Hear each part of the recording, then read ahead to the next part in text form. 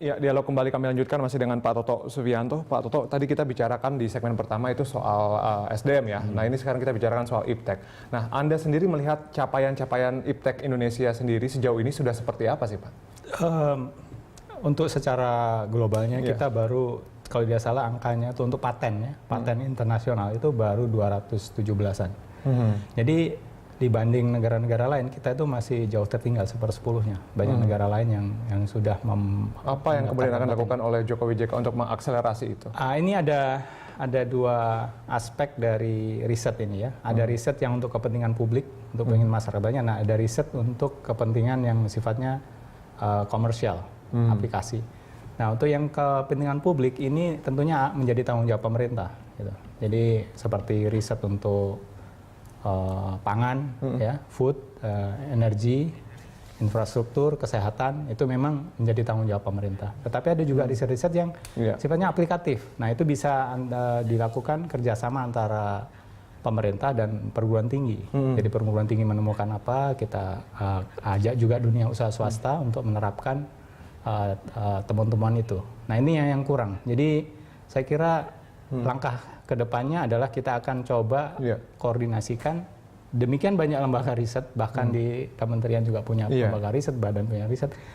Ini jangan sampai terjadi mereka melakukan riset yang sama. Itu misalnya satu, efisiensi harus banyak terjadi seperti itu saat ini. Banyak. Atau mungkin masih mending kalau banyak ya, tetapi biasanya kurang sekali gitu kegiatan riset. Iya, nah, sebetulnya tadi ketika Pak Toto bilang ada begitu banyak lembaga riset, tapi kemudian banyak yang juga mengeluhkan karena masalah dana, lagi-lagi masalah dana.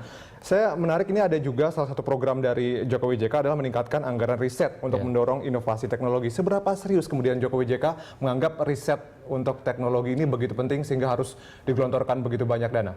Iya, riset kita amati, anggaran riset untuk seluruh lembaga riset yang ada itu sebenarnya tidak besar. Jadi belasan triliun, saya lupa angkanya 13-an triliun. Padahal seharusnya itu bisa lebih besar.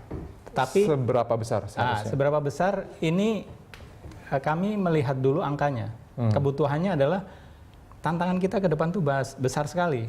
Indonesia negara kepulauan, kita punya kekayaan laut yang luas, ikan yang banyak. Terbayang kalau kita tidak punya teknologi untuk memanfaatkan ikan itu supaya menjadi kekayaan nilai tambah yang banyak buat para nelayan.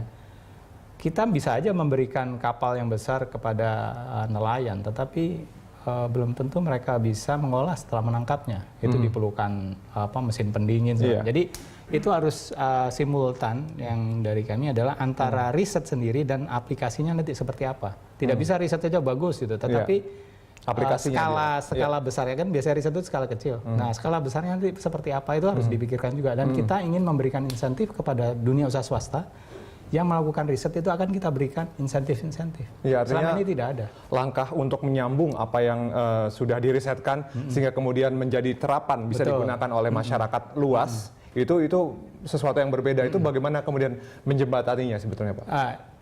Selain kita selalu memikirkan riset itu kan selalu formal ya, peneliti, perguruan tinggi, padahal sebenarnya di masyarakat juga banyak. Karena itu kita punya ide untuk mendirikan paling tidak 100 teknopark di seluruh Indonesia. Jadi itu adalah dalam rangka sekalian juga kita ingin membangun dari pinggir istilahnya, membangun dari desa, dari kampung ya.